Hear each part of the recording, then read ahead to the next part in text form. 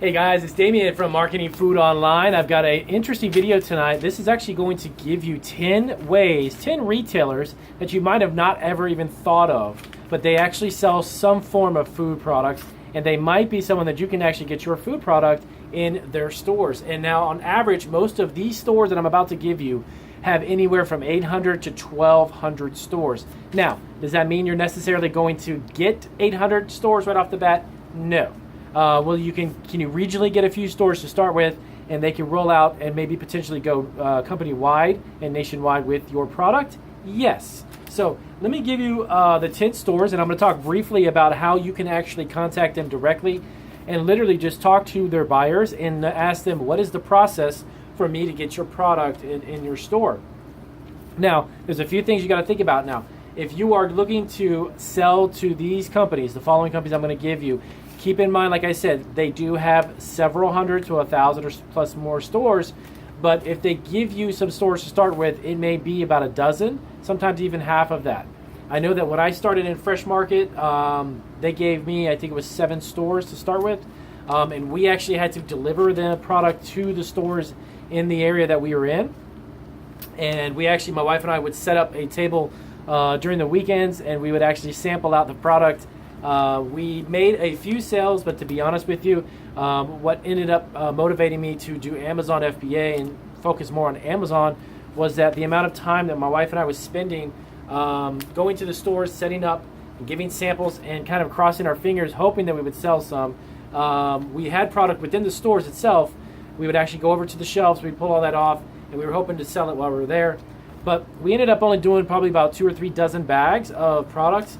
Now on Amazon, I've got 90 different products within FBA, and we sell the amount of time that it would take for us, as I was trying to say, to go over and sample these at the stores. I now use that amount of time to sell a tremendous more product and ship out to FBA on a weekly basis.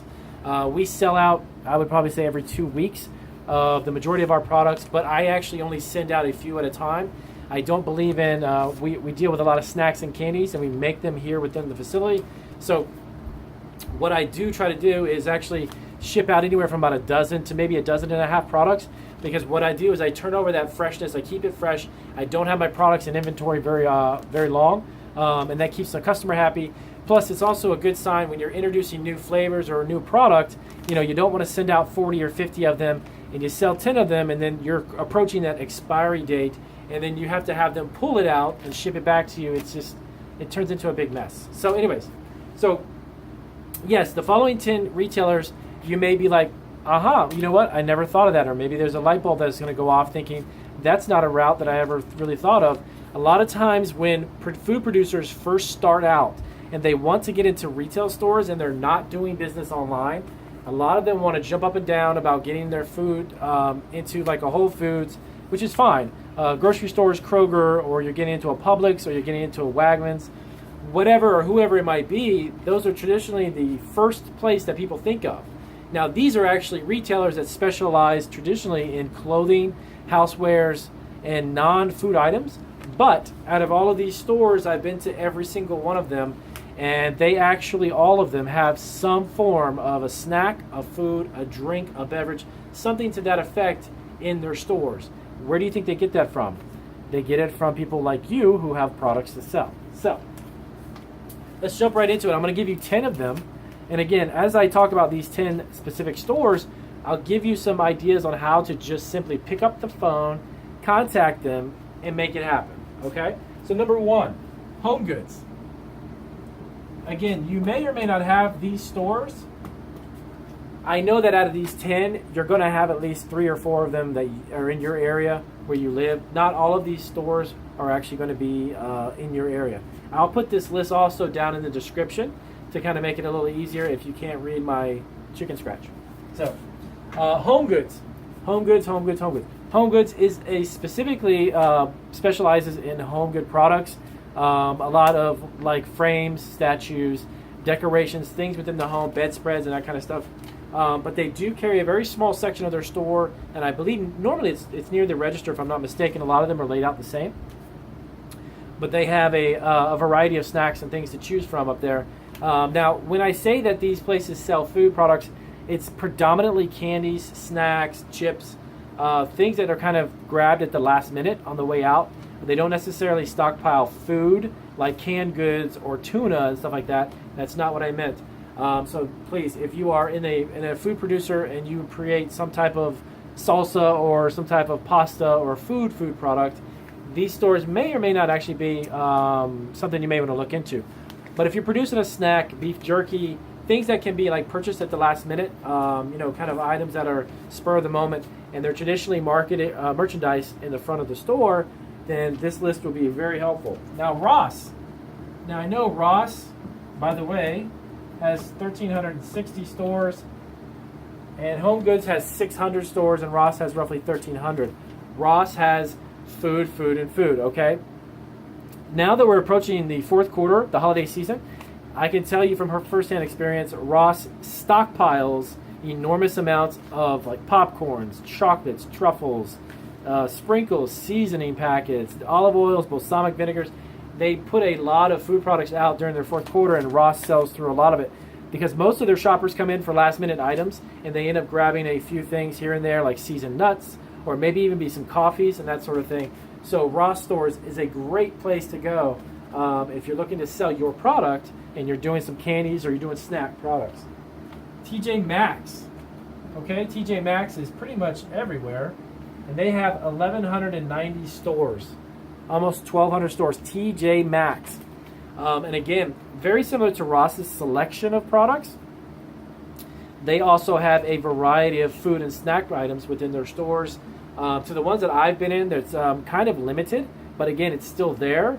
So even if it were to be a limited selection, you still have 1,200 stores. So if you, let's say you produced a caramel corn or a popcorn that was seasoned, you can give them a call up and say, look, this is what I produce, this is what I do. Even if it's a case per store, 1,200 cases, that's a heck of a lot of product. Okay, Marshalls. Number 4, now number 3. Here we go. Marshalls is another big one. They've got roughly 980 stores. And at 980 stores, nearing 1,000, Marshalls is pretty close to what Ross has. And again, they have the similar type of product where they're offering luggage and bedspreads, housewares and carpets. But again, the food and snacks on the way out is something that you definitely want to follow up and call them about and see if it's a product that what you make, they can potentially sell for you.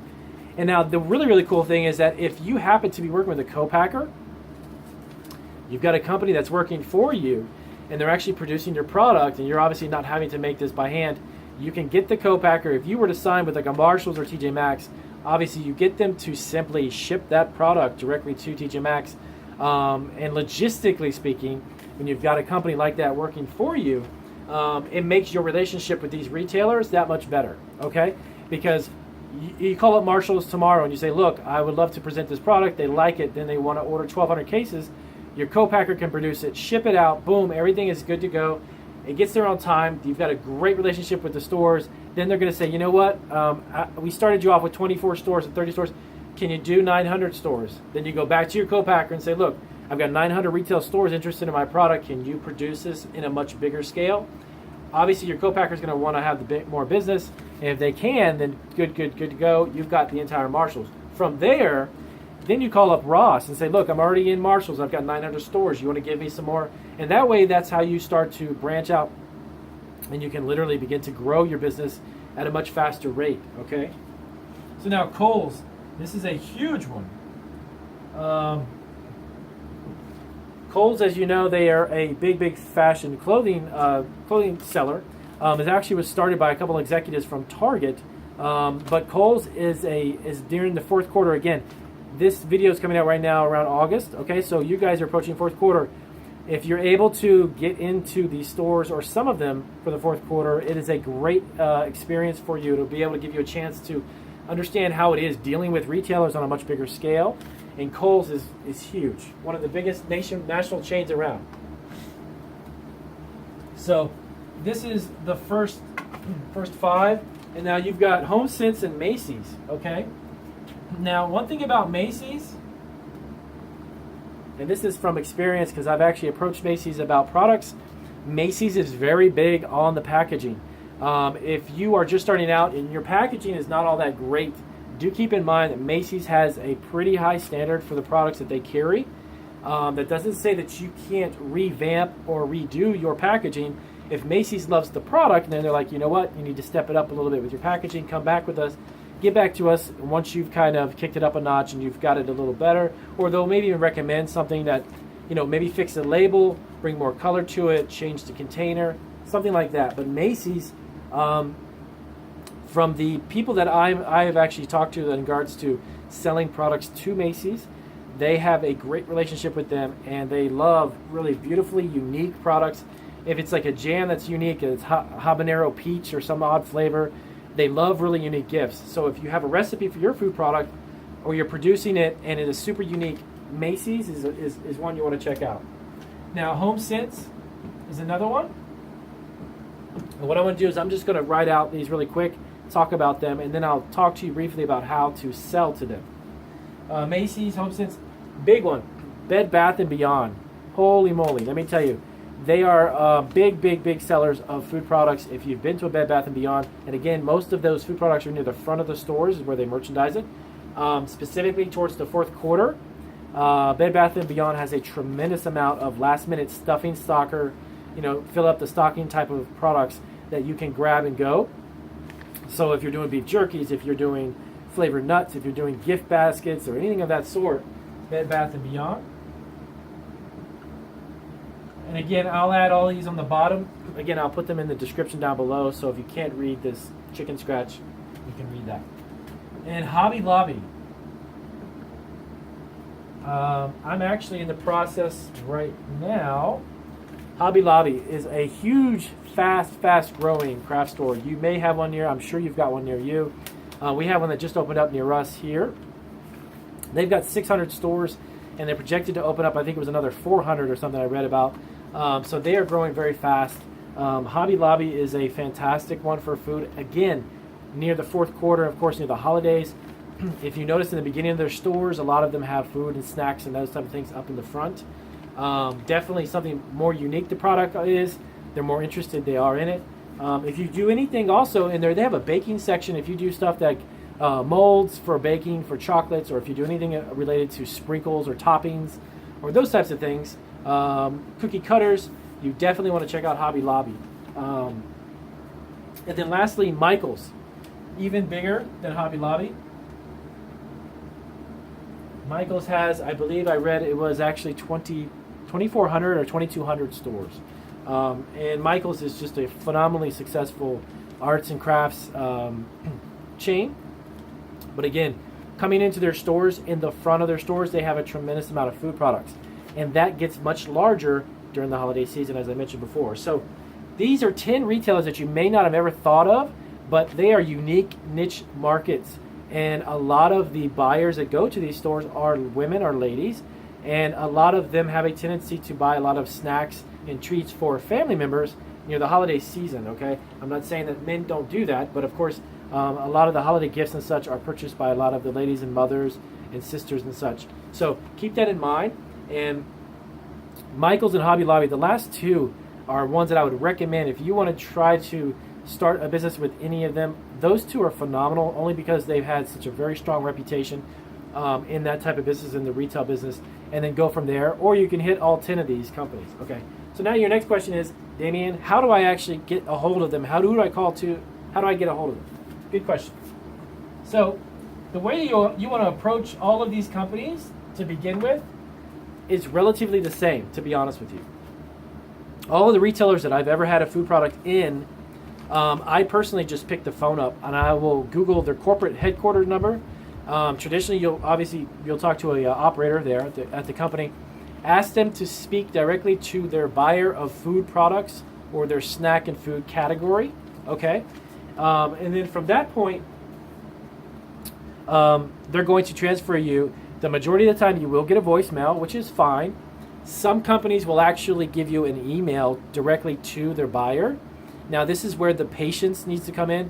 You've got to be patient, because these buyers, you got to understand, they get approached by literally probably thousands, if not several hundred product producers, not only just food, but a lot of snacks and beverage and other companies that want to get their product in their store chain.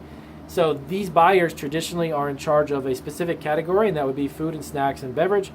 So if you get a voicemail, leave your name and number, leave your information, explain to them who you are, give them your number, and wait, okay? While you're waiting, though, that doesn't mean sit down and kind of twiddle your thumbs and just look into space. Pick up the phone and call the other ones. If you can hit all 10 of these and you get 2 of them who are interested in your product, like I said, on average, these retailers have anywhere from 800 to 1,200 stores. So if you get 2 of them and they got 800 stores, that's 1,600 stores. So don't get discouraged if they don't call you back immediately. Don't get discouraged if they never call you back, but also don't get discouraged because one retailer that doesn't call you back, there's literally hundreds of other stores that you can get in touch with. This list was only 10, okay? Just 10. So keep that in mind. Contact them. Very, very simple. Corporate office, Google it, say Macy's corporate headquarter numbers, Hobby Lobby corporate headquarter numbers. Pick up the phone, ask to speak to their buyer, leave them a message. Now, what I would recommend you do is, I did this before, is about 2 weeks. If you haven't heard from anybody in about 2 weeks, pick up the phone again and just double check and call. There was a couple of companies that I actually called, even Costco. I spoke to their food buyer, which was their regional buyer out of Atlanta. I called on the first day. I literally got directly through to her, and she was extremely helpful as far as getting our products in Costco. So the process will be explained to you by the buyer. And again, traditionally they will start you out regionally, and you'll get a handful of stores. Don't expect to get the entire company off the bat. The other good thing about that is a lot of small food producers can't handle those orders anyways. You need to grow with them and be patient with the process. So corporate number, just call their office. You're looking for their buyer. The buyer, hey, can I get the name and number, or can you transfer me, or what's the email for your buyer for your food and beverage? Very simple. So I hope that helps you out. I hope that gives you some new ideas and some creative ideas on where you could actually take your food products and where you can go with it, okay? These are 10 retailers. There are literally hundreds of other retailers that I don't even have enough time to do a video on. But these 10 are places that you probably would have never guessed that actually sold food products, snacks and beverages, and those types of things. So I hope that helped you out. That information did. Give my video a thumbs up. I appreciate the support and the feedback and even the comments. If you have any questions, please ask me. I will get to it as soon as I can. If you're interested in a one-on-one consulting with me, and I do offer that through an email consulting program, you have to be a member of Marketing Food Online 2, which is my other YouTube channel. When you subscribe to that channel, you have access directly to me. I answer those emails within 48 hours. And so far I've worked with nearly a dozen companies since I've opened that up, and it feels really good to have the opportunity to get in touch with individual sellers and individual food producers and help them develop their packaging, their marketing, their websites, whatever it may be that's related to food. I've got plenty of experience doing it. So I hope you enjoy my video, and I appreciate it. If you have someone that you know who would definitely could use my videos or information, send my video to them and tell them to subscribe. Thank you guys for watching.